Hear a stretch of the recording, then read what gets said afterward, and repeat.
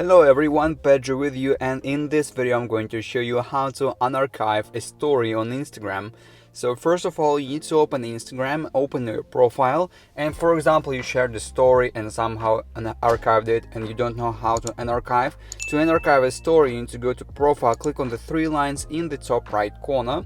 It will show you settings and activity now, and you will need to find your activity button right here, click on it. And basically now scroll down a little bit until you will find archived right here. So click here, and here you will find every single archived stuff in your account. So basically I archived this story, and to unarchive this story all I have to do is to simply click on the share button in the bottom side of the screen right here.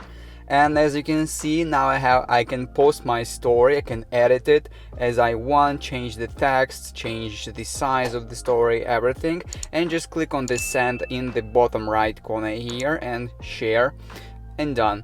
And basically it says added to story, and that is how you can unarchive a story on Instagram. If you found this video useful, leave a like and subscribe to the channel. Thank you.